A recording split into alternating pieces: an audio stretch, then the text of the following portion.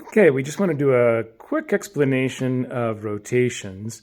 I'm not sure who exactly came up with this diagram, but it's a good one for a basic 6-2 rotation where you have two setters, and those setters in this case would be in position 1 and position 4. And then it's called a 6-2 because then all of your front row players will be able to hit, and the setter is always coming from the back row. Okay, so number 1 is going to be coming from the back row. So you'll notice that there's a couple different names that we have for each of these. In rotation 1, you'll notice that we have 1, 2, 3, 4, 5, 6 working its way around the court. Number 1 is going to be rotation 1 is always based upon your primary setter. And so if we were to say go into row 1, then we would want everybody to align themselves where the setter that's primary is starting in that position on the court. Then after the next play, okay, so when we basically say, okay, we're receiving the ball, they're serving at us, and this is our receive position. So 1 would back up and go behind 2. Remember, 2 was going to be right there. They back up here. They're still in the front row, but they back up. And then you'll notice that we have our middle, who was 3. They came over here. And so we'll have our middle coming in and approaching from this angle to hit the ball. And then number 4 is an outside as well. Now, this can also shift around where 2 and 1 stay up here and 4 pulls back to pass. And so it would go 4, 5, 6 here. But this is the typical way to do it. So that's a receive position. Now, if we go into the next slide, we'll see what we have as our setter transition. In other words, what is a setter doing when the ball is touched on the serve from the opponent?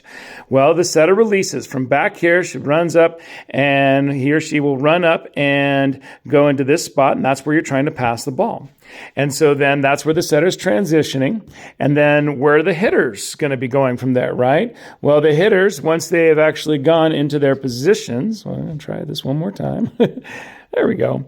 To attack, then the hitters are going to transition so that the outside is attacking from here, the middle attacks from here, and the right side or opposite attacks from here. Okay, so that is rotation 1. Now, we also have what we would call base defense, or go to base, you can see here. And so this basically means where should we be if we're about to play defense?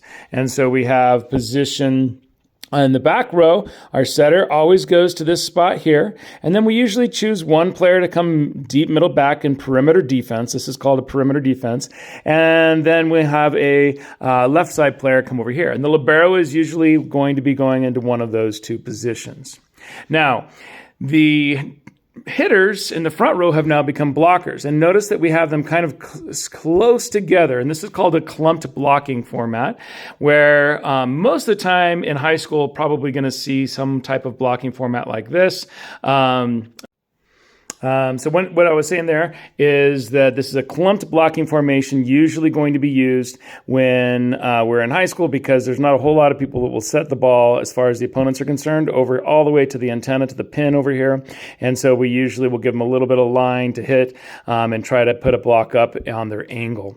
So this is what we would do for rotation 1. Okay, you'll also notice that the 2 and 3 are kind of next to each other.